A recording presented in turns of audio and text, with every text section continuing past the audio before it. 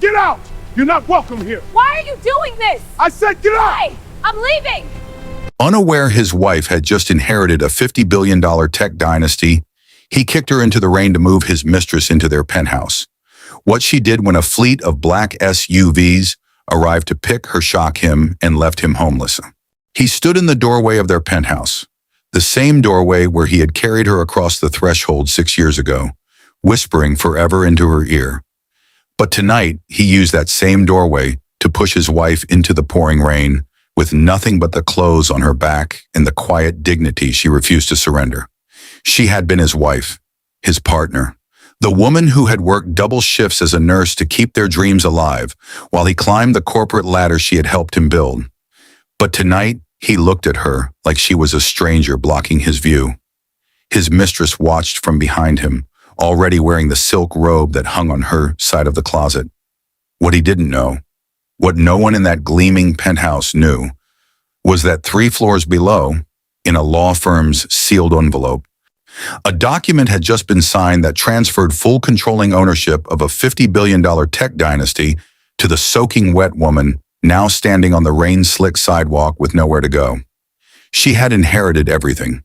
He had just thrown away everything. But here is the question that should stop you cold right now. What kind of woman inherits a $50 billion tech dynasty in silence and says absolutely nothing? And when a fleet of black SUVs materializes out of the rain like a convoy built for royalty, pulling up to the curb where he had left her shivering, what does she do? Does she look up at that penthouse window? Does she make a call? Does she smile? And why, by the time those SUV doors close, does the man who kicked her out end up with nothing? Not even the penthouse he thought he'd won? Dear viewers, this story is about power, betrayal, and the breathtaking moment when a woman the world underestimated rises to claim everything that was always hers. You will learn that loyalty is an asset, arrogance is a liability, and that the person you discard in your moment of pride can become the very force that redefines your future. Watch until the very end, because every scene holds a lesson that could change how you see the people in your own life. Drop in the comments, what lesson hit you hardest? And what would you have done differently if you were in her shoes? Subscribe for more powerful, life-changing stories like this one. The penthouse had 32 floors of ambition beneath it. It sat at the crown of the Harrington Tower, the most coveted address in the city. And on a clear night from the wraparound terrace, when you could see the entire skyline laid out like a map of everything a man could want. Daniel Whitfield had wanted all of it, the view, the address, the life, and for 6 years it had been his, but only because of the woman he was now pushing out of it. Eleanor Whitfield had not always lived like this. There was a version of her that existed only in the memory of people who knew her before Daniel, a version that wore hospital scrubs at 3 a.m., that ate vending machine sandwiches between 12-hour shifts at Mercy General, that sent half her paycheck to her mother in Cleveland and the other half into the savings account she was quietly building for a future she believed in. She had been a woman of substance before she was ever a woman of wealth, but Daniel had never truly understood the difference between the two. Or he had met her in the hospital cafeteria, his hospital visit, her break. He had been charming then, disarming, the kind of man who made you feel in the first 10 minutes of knowing him that you were the most interesting person in the room. Eleanor, who had spent years being underestimated, had found that intoxicating. She had loved him with the kind of loyalty that does not negotiate, does not have itself, does not come with conditions. But she had made the quiet, costly mistake of assuming he loved her the same way. He did not. What Daniel Whitfield loved was what Eleanor represented: stability, sacrifice, a soft place to land while he climbed. He had taken her income and called it their income. He had taken her connections and called them his network. He had taken her belief in him and worn it like armor through every boardroom and every setback. And when he finally reached the level he had always believed he deserved, he had looked around at his new world and decided that Eleanor no longer fit in it. Vanessa Cole had fit perfectly. She was everything Eleanor was not because she was better, but because she was newer. Vanessa was polished in the particular way that expensive things are polished, with a laugh that arrived on cue and opinions that never pushed back against his.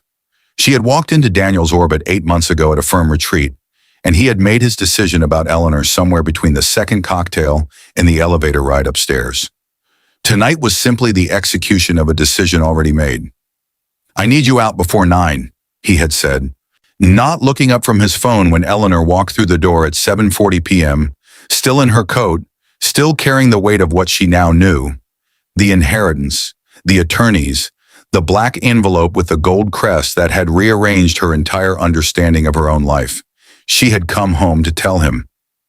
Even now, even after everything she suspected, she had come home because she was Eleanor Whitfield, and Eleanor Whitfield did not run from hard conversations, but the conversation she had prepared for was not the one waiting for her. Vanessa was already there, not waiting outside, not sitting in the lobby, already there, in the bedroom, in Eleanor's robe, with her luggage stacked in the hallway, like she had already measured the space and decided where everything would go. The sight of it hit Eleanor the way cold water hits. Fast, total, breathtaking, but she did not cry. She stood very still in the entryway and looked at her husband, and what she felt beneath the shock and the grief and the 6 years of love being handed back to her without apology was something that surprised even her. Clarity. "I need you out before 9, he said again, this time looking up, this time meeting her eyes with the particular cruelty of a man who has rehearsed his indifference. She looked at him for a long moment. Then she picked up the single bag she had instinctively packed 3 days ago. When she had first felt this coming, the way you feel a storm before it arrives, and she walked to the door. He didn't help her. He didn't speak. He simply watched, and when she crossed the threshold into the hallway, he closed the door behind her with a click that echoed like a period at the end of a sentence. Outside, the rain had already started. Eleanor stood at the elevator, her bag at her feet, her coat darkening at the shoulders. But her chin was level, her breathing was steady, and somewhere in the quiet center of her, something that had been sleeping for a very long time had just opened its eyes. She did not know yet that downstairs, 6 black SUVs had just turned onto Harrington Avenue. Daniel just closed the door on 6 years of loyalty, but Eleanor walked out carrying a secret worth $50 billion. The fleet is already moving. And in scene 2, you will discover exactly what Eleanor was doing for those 3 missing days, and why the man who dismissed her uncle as eccentric and irrelevant is about to learn the most expensive lesson of his life. 3 days earlier, Eleanor had received the black envelope. She had been sitting in the break room at Mercy General, still working her shifts, still showing up, still being the woman she had always been, even as her marriage quietly bled out around her, when the private courier appeared at the nurse's station asking for her by full legal name. Not Mrs. Whitfield, not Danny's wife, her name, Eleanor Ann Prescott Whitfield, the name she had been born with, the name that, as of 72 hours ago, meant something the rest of the world had not yet been told. The envelope was heavier than it looked. Inside it was a letter, handwritten on cream stationery in the careful, deliberate cursive of a man who chose every word like it cost him something. Because it did. It was from her uncle, or Raymond Prescott. But not the Raymond Prescott that Daniel had spent 6 years dismissing across dinner tables and holiday gatherings. Not the eccentric, quietly dressed man who drove a 10-year-old sedan and asked uncomfortable questions about corporate ethics at Thanksgiving. That Raymond Prescott had been a performance.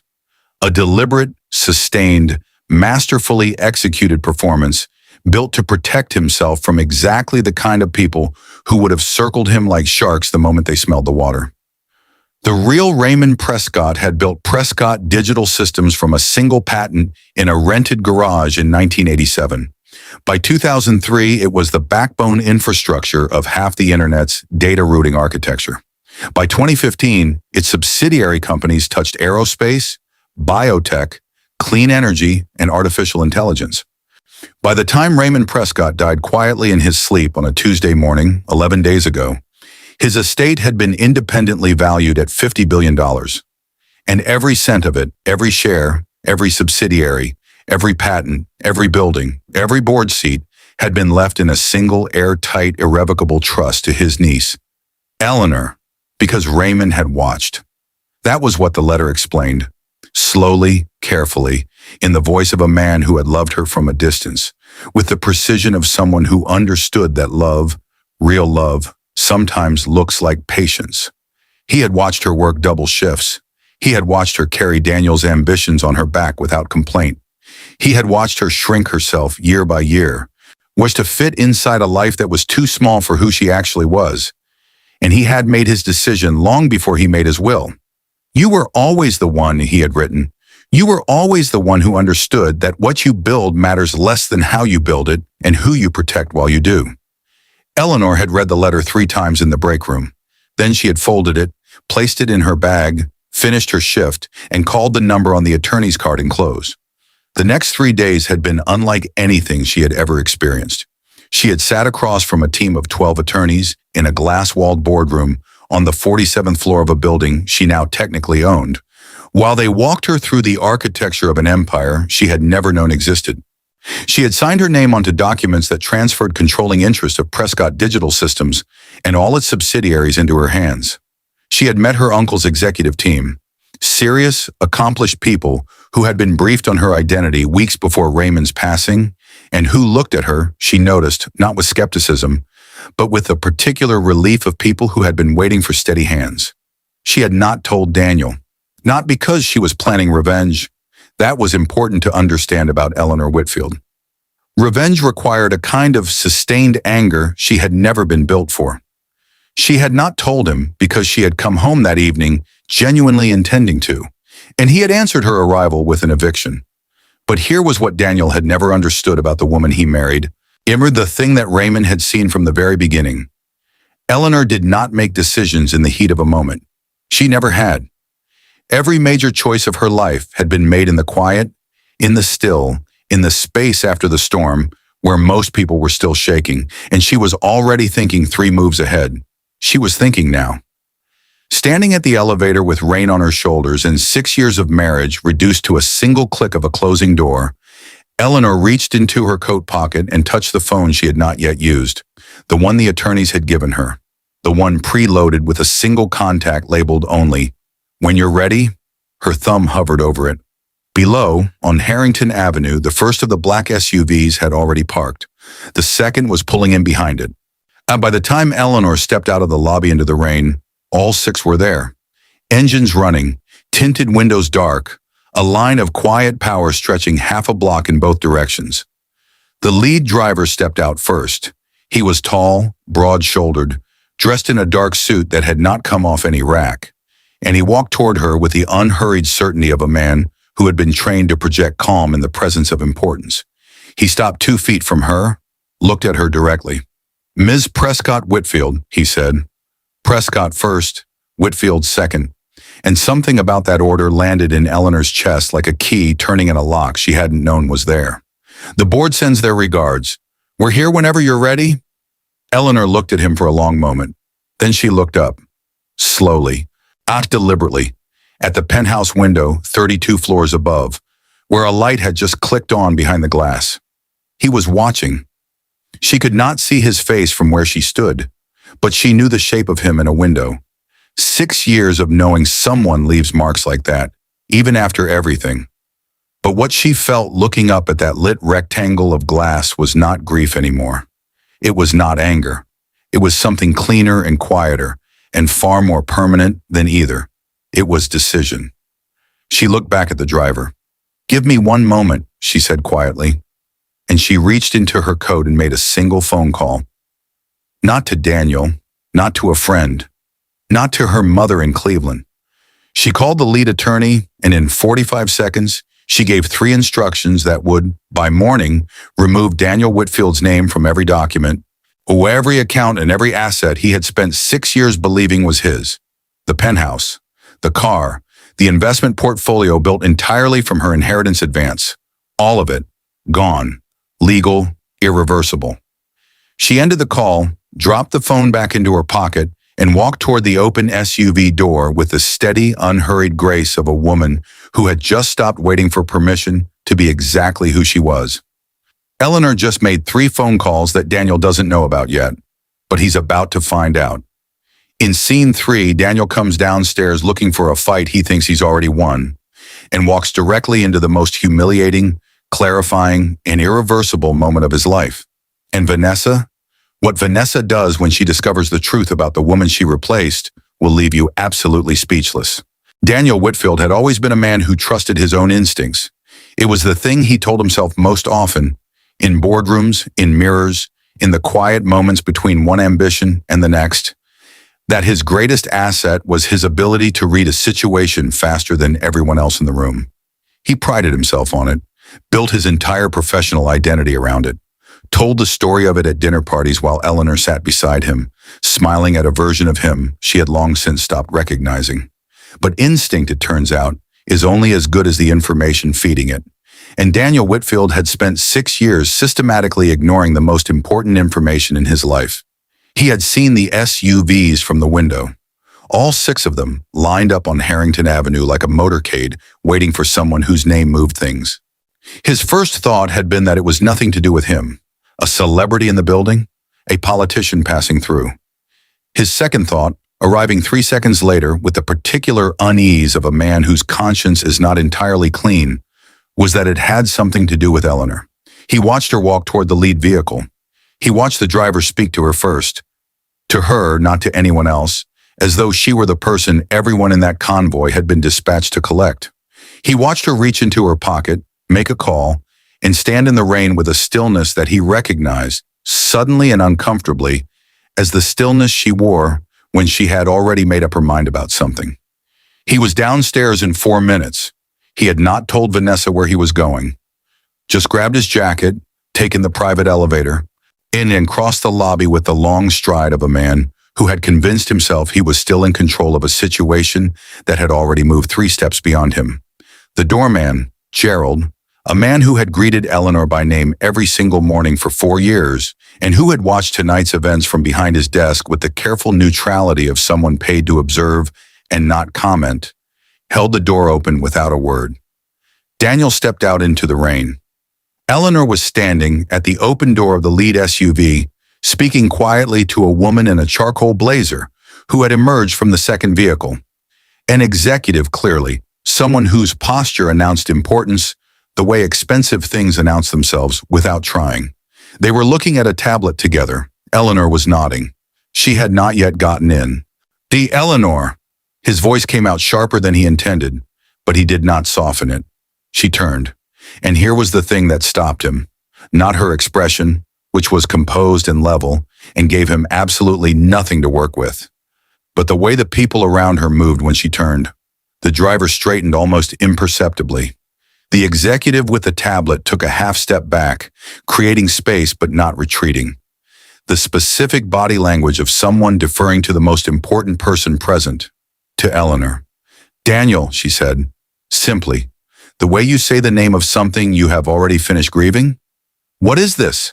He gestured at the convoy, at the suits, at the quiet machinery of power assembled on the street where he had expected to find his wife standing alone in the rain, diminished and desperate. "What's going on?" Eleanor looked at him for a moment with an expression he had never seen on her face in 6 years of marriage. Not anger, not hurt, not the pleading softness he had learned to use against her. It was something altogether different. It was the look of a woman regarding a situation she had already solved. "You should go back upstairs, Daniel," she said quietly. "There are some calls coming through tonight that are going to need your attention." He did not understand what that meant. Not yet. He understood it 40 seconds later, when his phone buzzed in his jacket pocket. He pulled it out and looked at the screen. His bank. He frowned, declined it, looked back at Eleanor. It buzzed again immediately. His investment broker. Then his attorney. Then a number he didn't recognize, but whose area code belonged to the firm that managed the Penthouse's ownership documentation. All of them, at once, on a rainy Thursday evening. His face changed. It changed the way faces change when the ground shifts beneath them. Not all at once, but in a slow, terrible sequence. Understanding arriving in pieces, each one worse than the last. He looked at his phone. He looked at Eleanor. He looked at the convoy. He looked at Eleanor again. And this time he was actually seeing her, perhaps for the first time in years. But it was the specific tragedy of this moment that seeing her clearly now cost him everything it would have saved him 6 years ago. Eleanor! His voice had lost its edge. Something else had replaced it. Something that sounded almost like the man she had married. What did you do? I didn't do anything tonight, Daniel, she said, and her voice was not cruel. That was the part that would stay with him longest. That she was not cruel about it. That she delivered the truth the way his Uncle Raymond had always delivered hard things, with steadiness and without theater. Everything that's happening right now is the result of choices that were already made. Yours and mine. She paused. The penthouse is in my name. It was always in my name. You'll find that in the documents your attorney is calling about right now. The joint accounts have been separated as of this evening. Your personal account remains untouched. She said it cleanly, with the precision of someone who has thought this through, not in anger, but in the cold, clear light of absolute certainty. You have 30 days. He stared at her. The rain was soaking through his jacket now, and he hadn't noticed because the rain was the least of what was happening to him on this sidewalk. 30 days for what? He asked, though somewhere beneath the shock, he already knew. To find somewhere else to live, she said simply. And then because she was Eleanor, because even now, even here, she was the woman Raymond Prescott had always known her to be, she said one more thing, not as a wound, not as a weapon, as a truth she had carried alone for long enough. I came home tonight to tell you about the inheritance, Daniel. I came home to share it with you. She let that land, let him feel the full weight of what that meant, what he had been offered, what he had turned away at the door. But you'd already made your choice. I'm just making mine. She turned back to the SUV. It was at precisely this moment that the lobby doors behind Daniel opened, and Vanessa Cole stepped out, still in Eleanor's silk robe, having apparently decided that whatever was happening on the street below required her presence and her authority. She stepped out barefoot onto the wet sidewalk, looked at the convoy, looked at Eleanor, looked at Daniel's face, and read with the particular animal intelligence of someone who had always been very good at knowing when a situation had turned, that something had gone catastrophically, irreversibly wrong. Danny, she started. But Daniel was not looking at her. He was looking at Eleanor's back as she folded herself gracefully into the back seat of the lead SUV, and he was doing the math. The terrible, humiliating, an irrefutable math of a man counting the cost of every arrogant decision he had ever made about the woman he had just lost. The driver closed the door. The convoy's engines deepened almost imperceptibly, a low and powerful sound, the sound of something important preparing to move. Vanessa touched Daniel's arm. He looked at her, really looked at her, and in that moment, standing barefoot in the rain outside a building he no longer owned, wearing a jacket soaked through with 4 phones ringing simultaneously in his pocket, Daniel Whitfield saw Vanessa Cole with the same devastating clarity with which he should have seen Eleanor Whitfield years ago. She was not Eleanor. She had never been Eleanor. And Eleanor, he understood now, too late, always too late, had never been replaceable. The lead SUV pulled forward. Daniel is standing in the rain with nothing, no penthouse, no accounts, no ground beneath him. And Vanessa is already doing the math on a man who just lost everything. But scene 4 is where the real story lives, because what Eleanor does next has nothing to do with revenge, and everything to do with the $50 billion lesson that will define the rest of her life, Daniel's life, and the one choice she makes that no one, not the attorneys, not the board, not even her uncle, saw coming. The SUV was warm. That was the first thing Eleanor noticed. The specific enveloping warmth of a vehicle that had been prepared for someone expected, someone whose comfort had been considered before they arrived. There was water on the console, still not sparkling, because someone had noted in the detailed briefing file the executive team had prepared on her that she preferred still water. There was a folded cashmere blanket on the seat beside her. Soft lighting, silence, but not the uncomfortable kind. The kind that had been deliberately created, a pocket of calm inside a world that was about to become very loud around her name. She sat back and closed her eyes for exactly 30 seconds. Not to rest, not to celebrate, but because Eleanor Prescott Whitfield, had learned. In 38 years of being underestimated and overlooked and quietly carrying more than her share, that the most important thing a person can do at the moment of their greatest power is to pause long enough to remember who they actually are. She knew who she was. She was Raymond Prescott's niece, the girl he had taken to science museums on Saturdays when she was 7, the teenager he had sat with at kitchen tables teaching her to read balance sheets the way other uncles taught card games, the young woman he had watched choose integrity over and over again in a world that kept offering her shortcuts. She was the nurse who had held the hands of strangers at 3 a.m. because no one should be alone in their hardest moments. She was the woman who had come home tonight, in the rain, poised to share $50 billion with a man who had given her 11 minutes to leave. That last part still hurt. She allowed it to hurt because she was honest enough with herself to know that the absence of cruelty is not the absence of pain, and that choosing dignity over destruction does not mean pretending the wound isn't there. It was there. It would be there for a long time, but it would not be the thing that drove her. Because Eleanor had watched too many people hand the wheel of their lives to their worst moments and spend decades going in directions they never actually chose. She opened her eyes.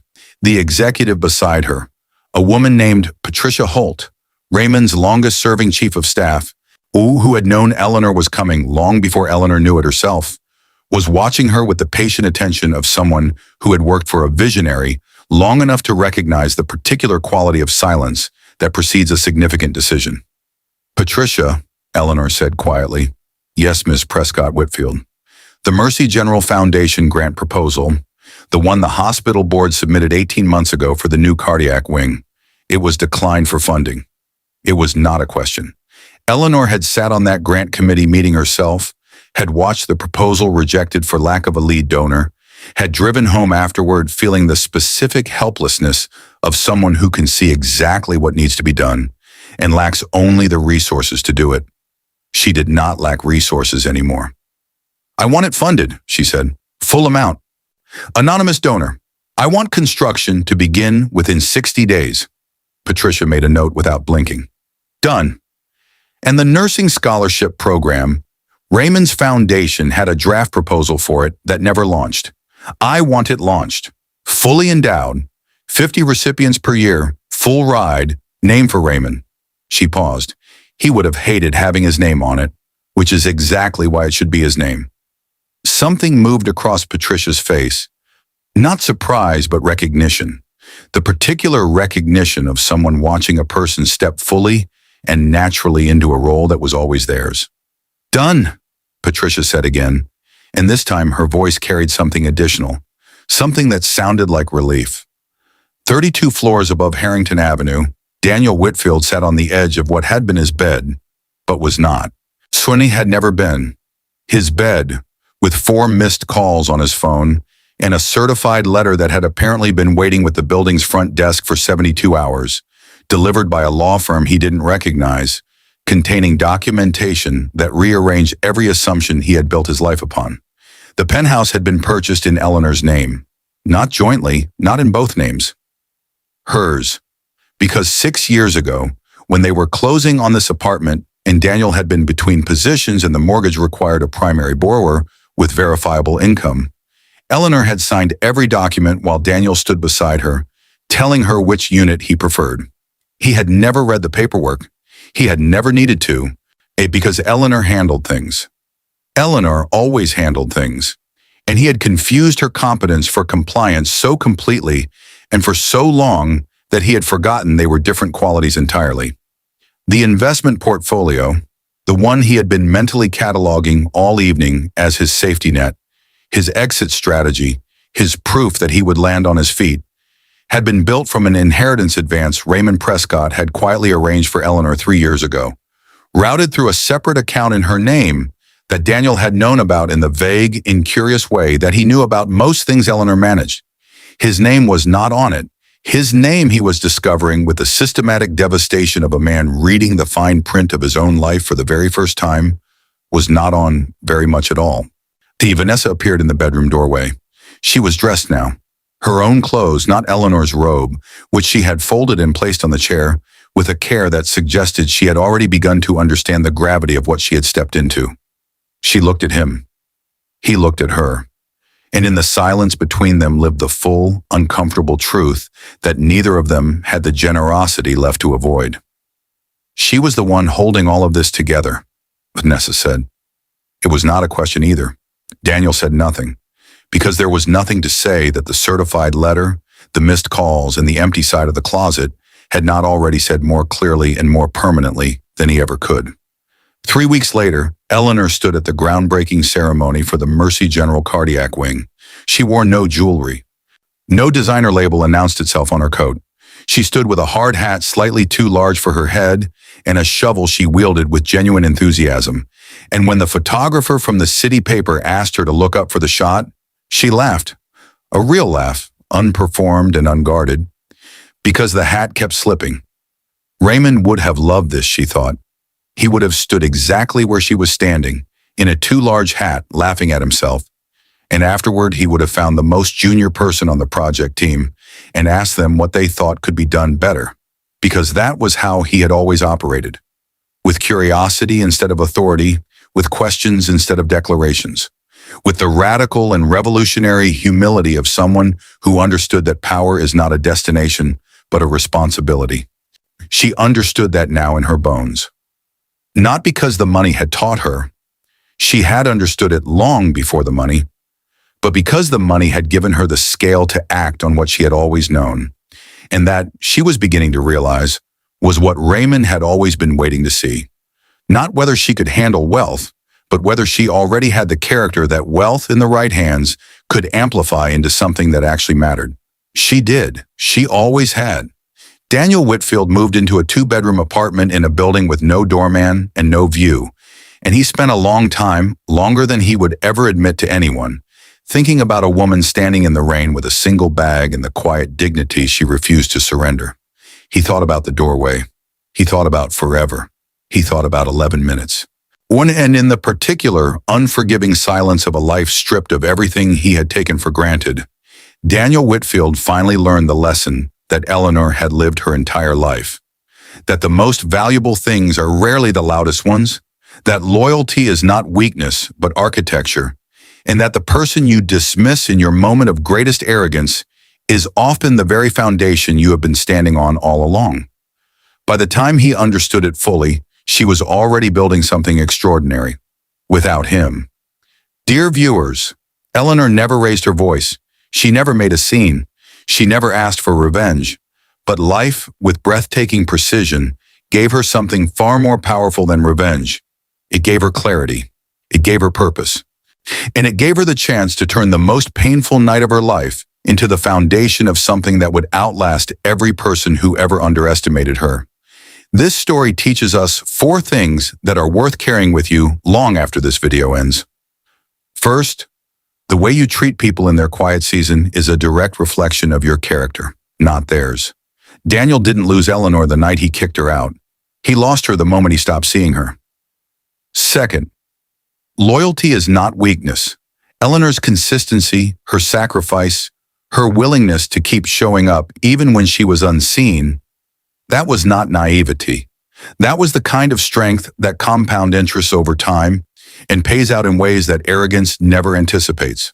Third, power in the hands of a person with genuine character does not become a weapon. It becomes a tool for building. Eleanor's first instinct with $50 billion was not to destroy Daniel. It was to fund a cardiac wing, endow a scholarship, and honor the uncle who believed in her. That is the kind of person worth becoming. And fourth, the rain doesn't break the right people. Sometimes it just washes away everything that was never meant to stay. Drop in the comments below.